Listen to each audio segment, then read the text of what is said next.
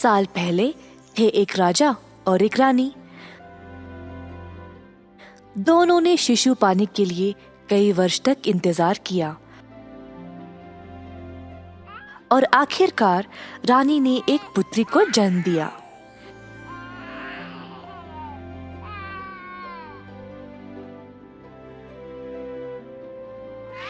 छोटी मुन्नी को बहुत लाड प्यार से पालन किया।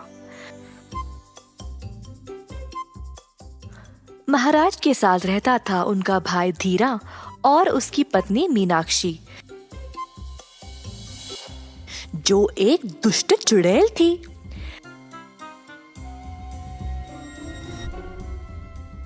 धीरा और मीनाक्षी सिंहासन पर कब्जा करना चाहते थे। दिन पे दिन ऐसा लगता है जैसे सिंहासन हमारे हाथ से छूट रहा है। जब राजकुमारी का विवाह हो जाएगा तब सारा राज्य उसके पति का होगा। तुम ही इस सिंहासन के महाराज बनोगे। मेरे पास एक योजना है। धीरा ने अपनी पत्नी की बात मानी।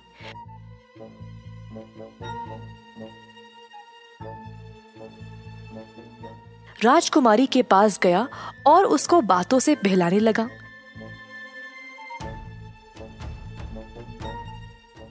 एक सुनसान जगह ले जाते हुए। अब महारानी के भाई सेठू ने धीरा को राजकुमारी को ले जाते हुए देखकर उस पे संदेह किया। चोरी से उन दोनों का पीछा करने लगा।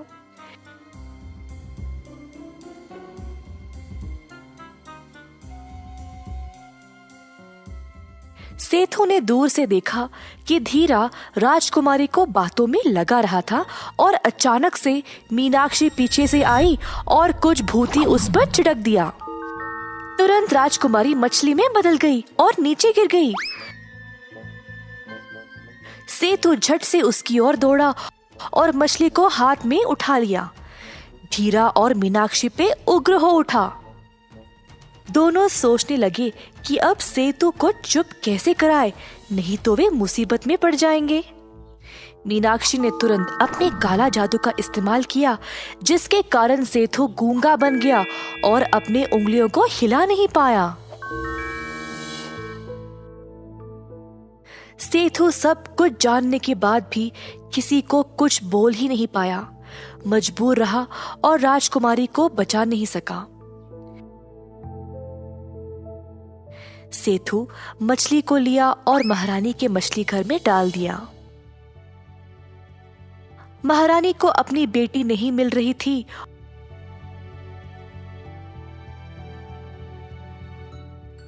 और उसका भाई भी अचानक से बोलने और लिखने की शक्ति खो दी। परेशान होकर वह महाराज के पास अपनी बाधा ले गई। सेठू ने बार बार ये बात दोनों को बोलने की कोशिश की, लेकिन उसकी मेहनत बेकार हो गई।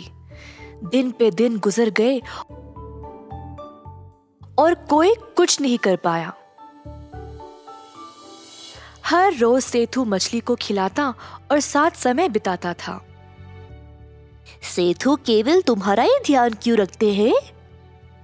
हाँ, इसी तरह हमारी देखभाल क्यों नहीं करते?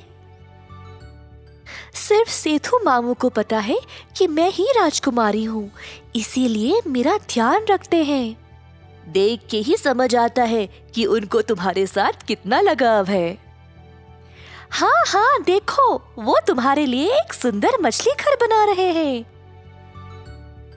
बाकी मछलियों ने देखा कैसे सेठू राजकुमारी के लिए बंदोबस्त कर रहा था।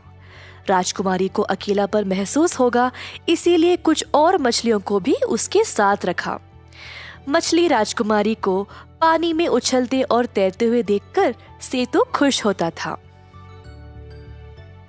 कुछ दिनों से महारानी अपने भाई को गौर से देख रही थी और उसी की तरह मछली घर के पास समय बिताने लगी। महारानी सारा दिन उदास रहती थी, लेकिन मछलियों को देखकर उनका मन भी हल्का लगता था। एक दिन एक साधु राजमहल पर आया। उनका नाम था भैरवंदा। जब वे अंदर आए तो उन्होंने महारानी को मछली के साथ खेलते हुए देखा। आपकी पुत्री मछली में कब बदल गई? क्या आपको पता भी है कि ये मछली राजकुमारी है? क्या ये सच है? राजकुमारी को मछली में बदलना केवल मीनाक्षी ही कर सकती है। तुरंत उसको यहाँ आने का आदेश दिया जाए। साधु जी बहुत क्रोधित थे और महल के सब लोगों ने मीनाक्षी और धीरा को घेर लिया। साधु ने मंत्र पढ़कर मछली को वापस राजकुमारी में बदल डाला। राजकुमारी बोली, इस औरत ने मुझे मछली में बदल डाला और सेठू मामू की बोलने लिखने की शक्ति भी छीन ली, इसीलिए मामू किसी को सच नहीं बोल पाए। साधु जी ने तुरंत सेतु को वापस स्वस्थ बनाया। महाराज ने फिर धीरा और मीनाक्षी को उम्र कैद की सजा सुनाई। अंत में सब लोगों ने खुशी खुशी जीवन बिताया।